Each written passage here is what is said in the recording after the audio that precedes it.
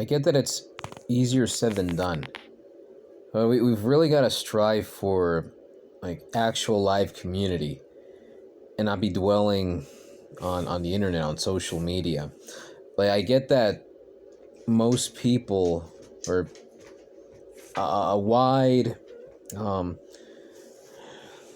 I guess arguably the majority of people are on social media all the time, and if we want to inform them, if we're trying to like to share information with them to spread the truth and try to address or challenge the establishment narrative, sure, I get that we're trying to share all these captions, photos with captions them and links, videos, documentaries, other people vlogging. But it just becomes too far, and it becomes exceedingly difficult to strike a balance for many of us. And we sort of overestimate our strength or our resilience when it comes to this. And we tend to be in denial like any drug addict can be. And it's just not worth just dwelling online. I mean, I barely post anything on Facebook. Facebook is like the only thing that I use as far as like, well, social media besides YouTube. YouTube is kind of a different thing, but I'm talking about like Twitter, Instagram, Facebook, any things like those, any of those apps. And I just don't really bother. But I still catch myself being addicted to just scrolling, like aimlessly waiting for something, like wanting an event. There doesn't even have to be a notification. It's like because we're simulating natural social interaction. We're trying to simulate it, but it's fake. I'm not saying the connection between people across the world or at a distance there's nothing real to it, but I'm just saying, like, we're in a 5 sense material construct for the time being. We're stuck under its laws. And for the most stimulation and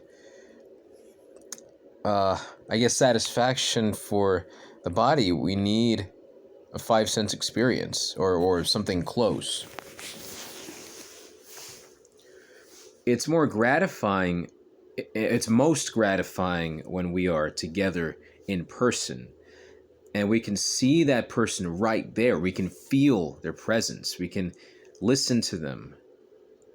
We can take note of their aroma, their scent, and touch, feel them.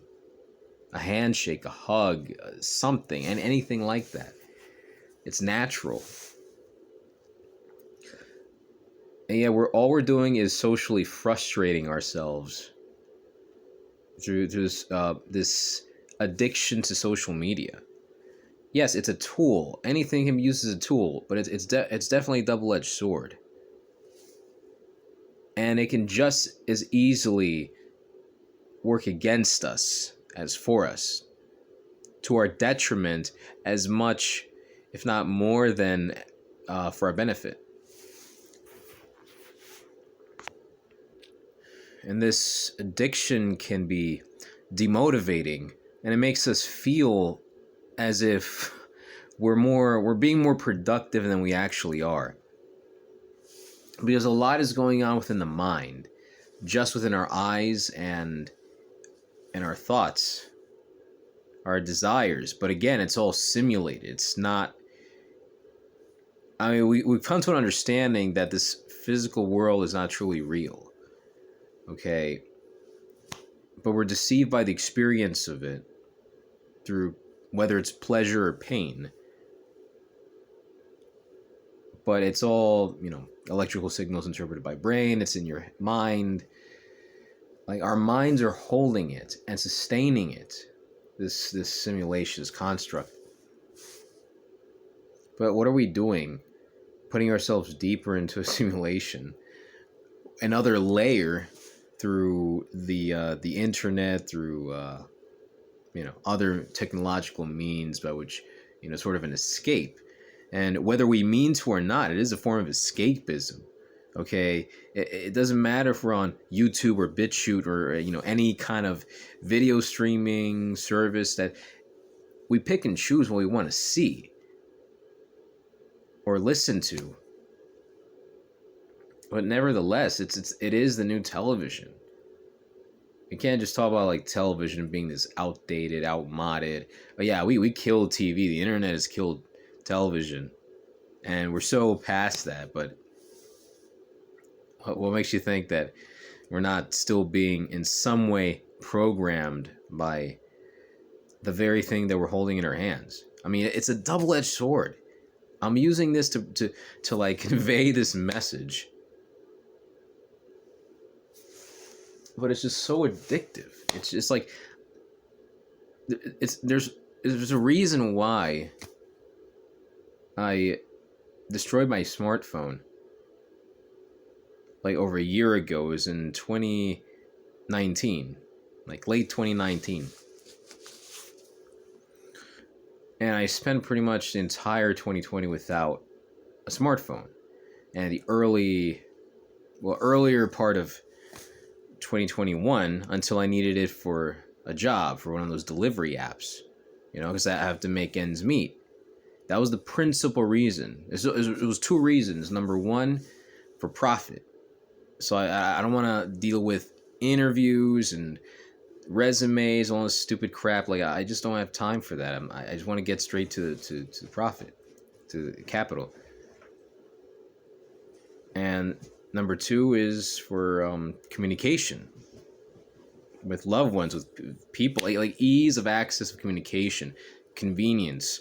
And there's certain people I haven't spoken with in a long time because, well, I can't access WhatsApp on my desktop, or at least I don't know how to. So that interaction's been put to a hold. But then it's like you get caught into old habits again.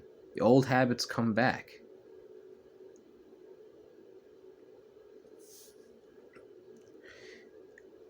And the thing is, we can't just be we can use isolation. There's a time and a place for isolation. There's a time and a place for silence, for solitude. There's also time and a place for cohesion, for togetherness. We gotta feel that. There's nothing wrong with that. I think we're just too conditioned in this atomized hyper-individualism in our modern society that we almost find it as a weakness. Like, if somebody's looking for some actual sense of community, like not just talk, not just lip service. I mean, real, physical presence. I mean, there's a spiritual presence too, a metaphysical, of the mind, but I'm saying like the actual vibrations of matter that we're encased in for the time being, that we can experience. Man, this is really messed with our interaction with the world around us, with nature, with people, and with ourselves. Because we each are, in a way, a reflection, a projection of one another.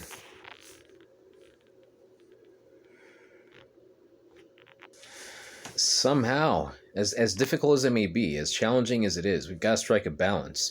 And a balance does not mean 50-50. Everything has to be completely equal. Like, we've got to be strategic, very judicious and strategic with the use of social media, with how long we want to be on the internet. I mean, if we're on social media, on Facebook or what have you, like compulsively out of habit, we're addicted to it. Like, there's not even a notification. We don't hear anything. We're just like aimlessly seeking some kind of stimulus, some kind of like eventfulness.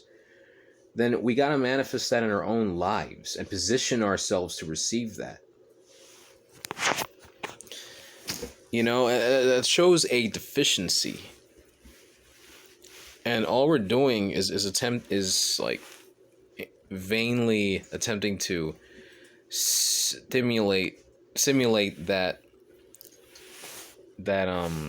feedback,